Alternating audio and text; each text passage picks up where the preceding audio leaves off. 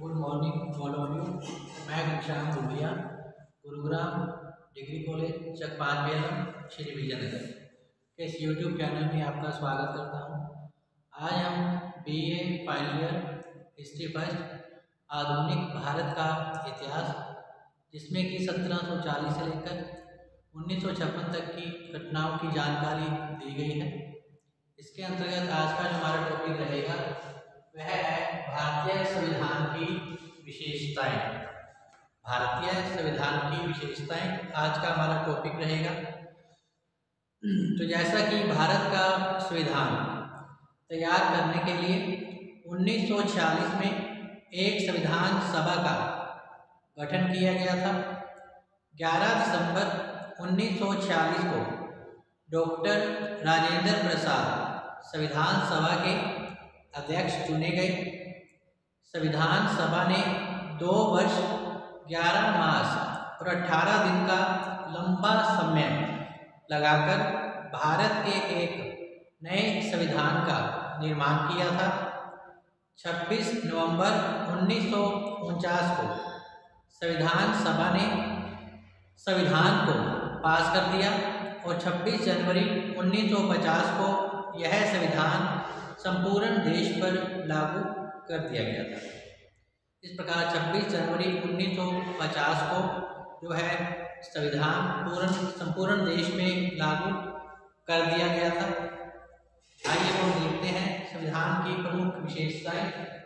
इसके अंतर्गत पहले है प्रस्तावना, इसके पश्चात मुख्य विशेषता है निर्मित, लिखित और सर्वाधिक व्यापक संविधान।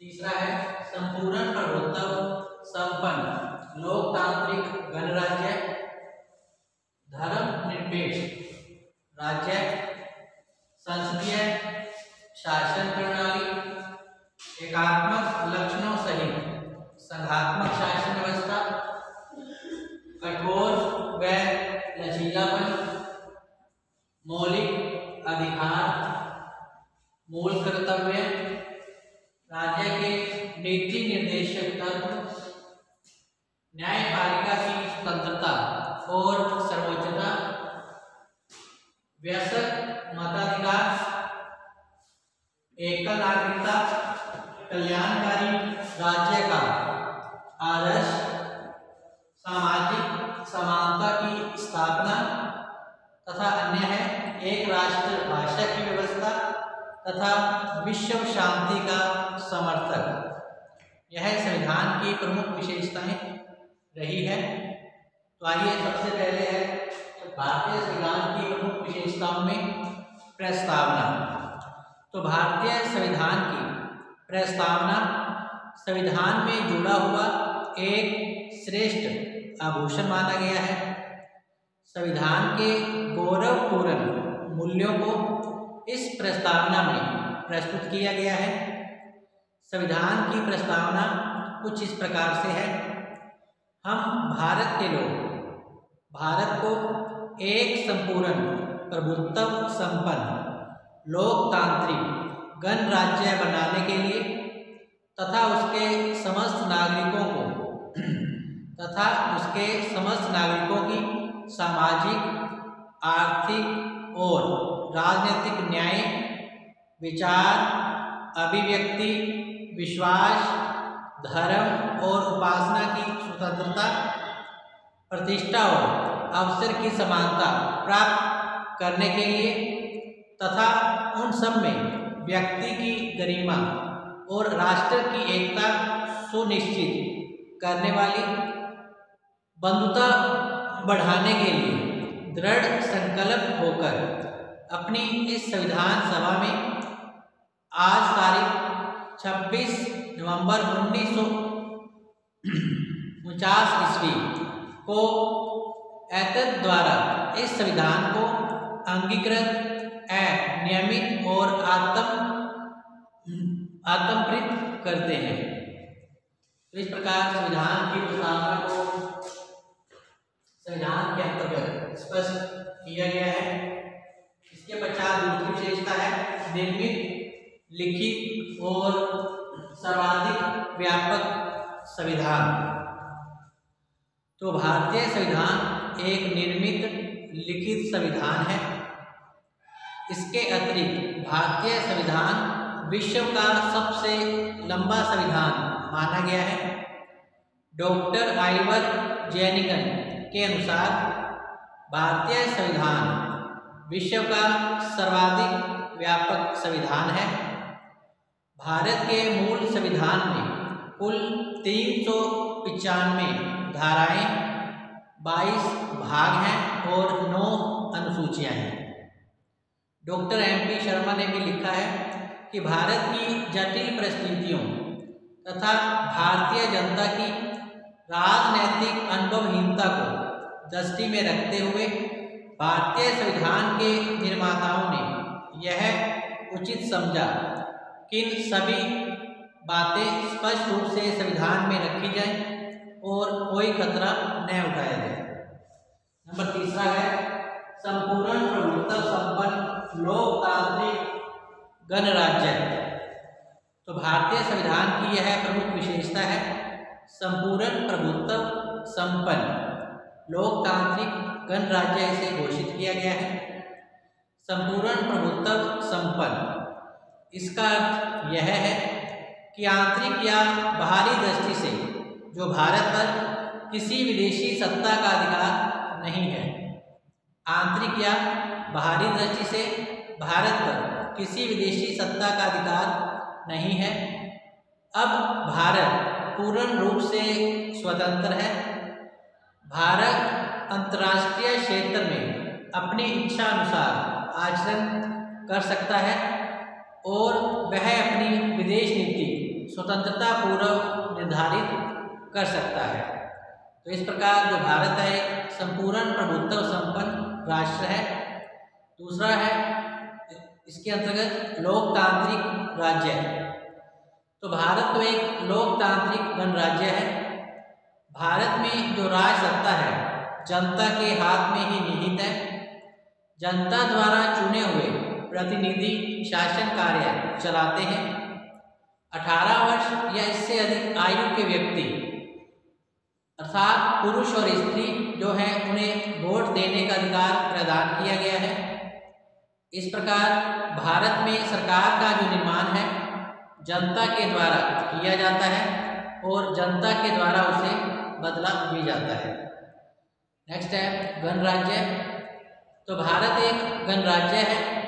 इसका अर्थ है कि हमारे देश के सर्वोच्च अधिकारी अर्थात राष्ट्रपति का पद जो है पैतृक या वंशानुगत नहीं होता है, बल्कि इसका जो निर्वाचन है जनता के प्रतिनिधियों के द्वारा अप्रत्यक्ष रूप से 5 वर्ष के लिए किया जाता है। यद्यपि जो भारत है ब्रिटिश राष्ट्रमंडल का सदस्य है, परंतु इसकी सदस्यता से भारत की प्रभुसत्ता पर या उसके गणतंत्रात्मक स्वरूप पर कोई प्रभाव नहीं पड़ता। नेक्स्ट है धर्मनिरपेक्ष राज्य, जो कि भारतीय संविधान की एक प्रमुख विशेषता भी मानी गई है। तो भारतीय संविधान के अनुसार जो भारत है एक धर्मनिरपेक्ष राज्य माना गया है। 42वें संवैधानिक संशोधन के द्वारा प्रस्तावना में भारत को एक धर्मनिरपेक्ष राज्य घोषित किया गया है। धर्मनिरपेक्ष राज्य से तात्पर्य है कि राज्य की दृष्टि से सभी धर्म एक समान है। इनमें किसी भी प्रकार का कोई भेदभाव नहीं किया जाएगा और न ही राज्य विभिन्न धर्मावलंबियों के बीच किसी प्रकार का कोई भेदभाव करेगा। राज्य का अपना, भारत का अपना कोई भी राज धर्म नहीं है। तो इस प्रकार संविधान के अनुसार सभी नागरिकों को धर्म, विश्वास और पूजा की पूर्ण रूप से स्वतंत्रता प्रदान की गई है।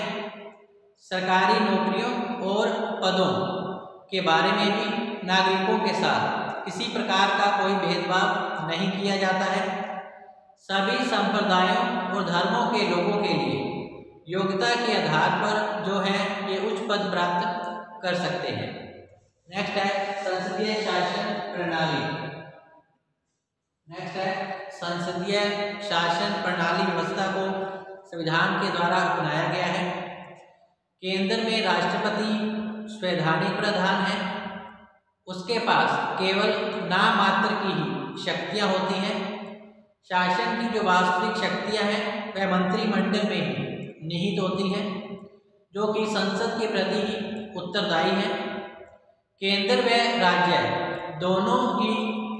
दोनों ने ही संसदीय शासन प्रणाली को अपनाया है।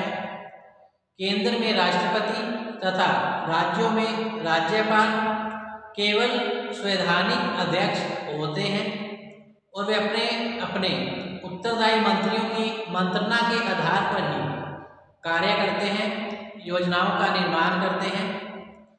मंत्रिमंडल व्यक्तिगत तथा सामूहिक रूप से संसद के प्रति उत्तरदायी होते हैं।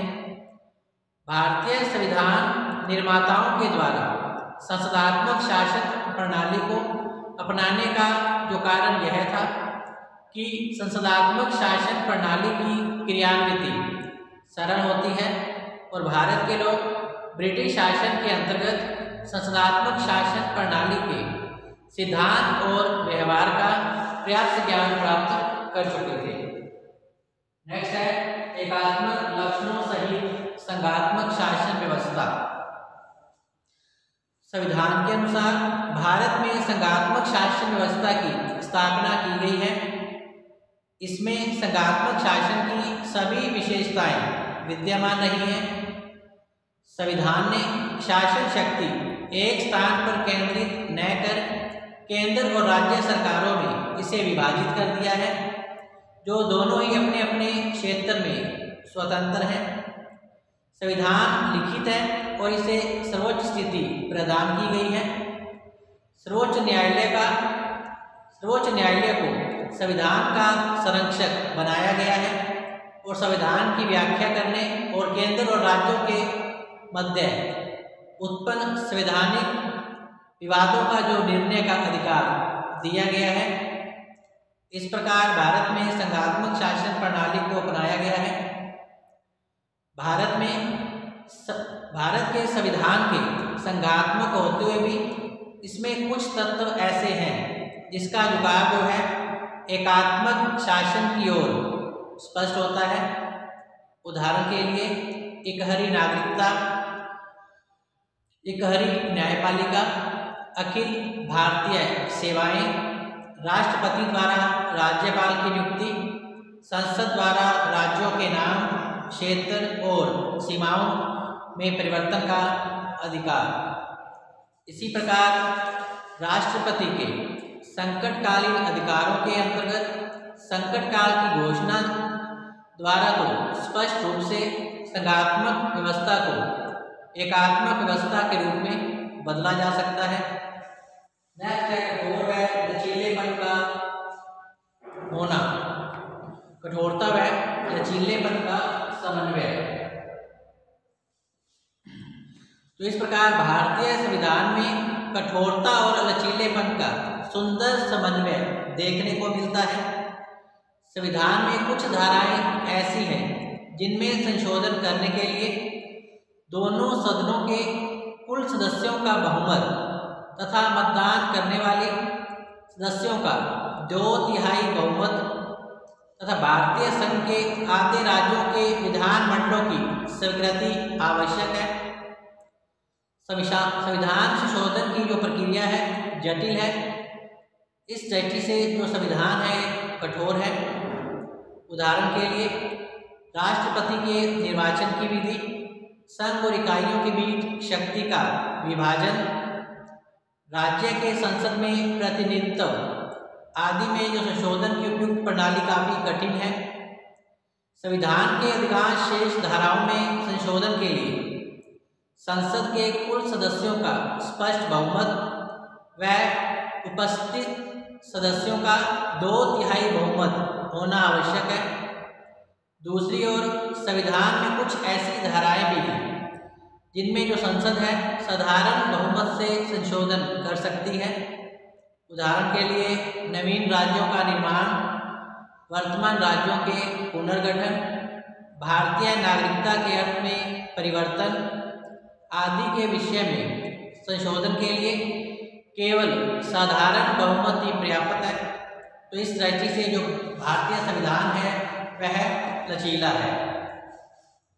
तो भारतीय संविधान कठोर भी है और लचीलापन भी इसके अंतर्गत पाया जाता है। नेक्स्ट है मौलिक अधिकार। तो अमेरिका, आयरलैंड आदि के संविधानों की ही भांति भारतीय संविधान में भी नागरिकों के मौलिक अधिकारों की जो व्यवस्था की गई है। भारतीय संविधान में नागरिकों को इस प्रकार से मौलिक अधिकार प्रदान किए गए हैं, वे निम्नलिखित हैं।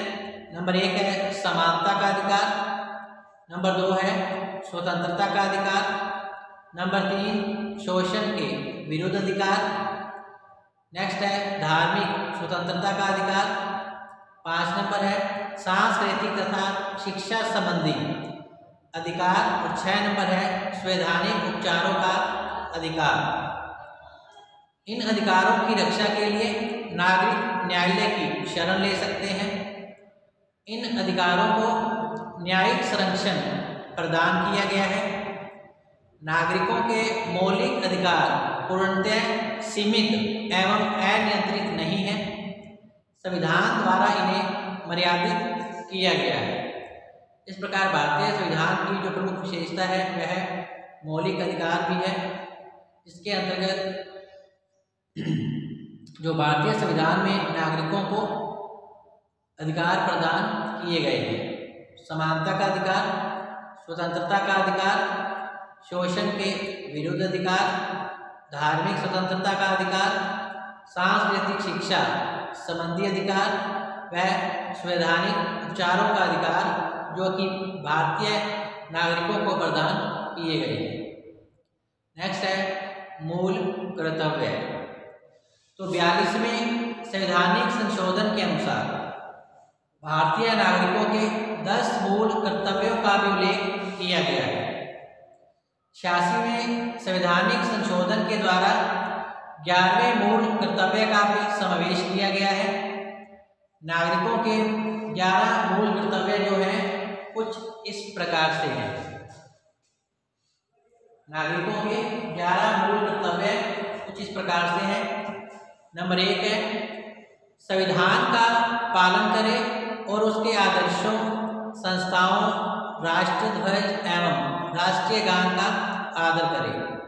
प्रत्येक नागरिक का यह कर्तव्य है कि वह संविधान का पालन करे, उसके आदर्शों, संस्थाओं एवं राष्ट्रगान का आदर करे। नंबर 2 है स्वतंत्रता आंदोलन को प्रेरित करने वाले उच्च आदर्शों का वह पालन करे।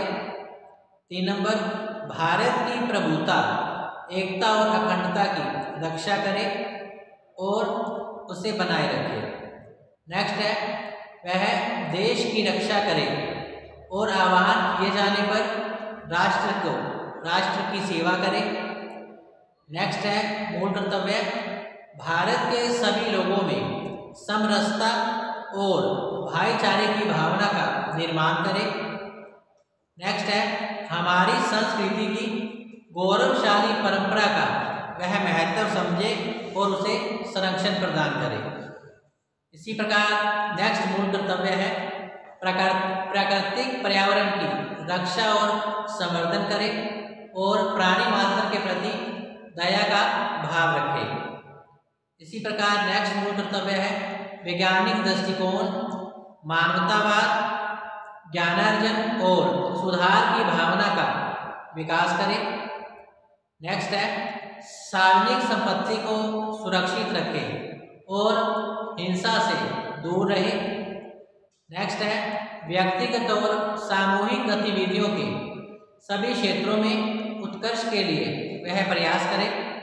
और लास्ट है 11 नंबर 6 से 14 वर्ष तक के बच्चों को शिक्षा के अवसर प्रदान किए जाएं। तो इस प्रकार 42वें संवैधानिक संशोधन के अनुसार नागरिकों के 10 मूल कर्तव्यों का उल्लेख किया गया और 46वें संशोधन के द्वारा 11वें मूल कर्तव्य का भी इसमें समावेश किया गया है। तो इस प्रकार आज जो हमारा टॉपिक है यही समाप्त करते हैं। कल हम इसी टॉपिक को आगे बढ़ाते हुए इसे पूरा करेंगे। तब तक आप घर पे रहें, सुरक्षित रहें, पढ़ते रहें। धन्यवाद।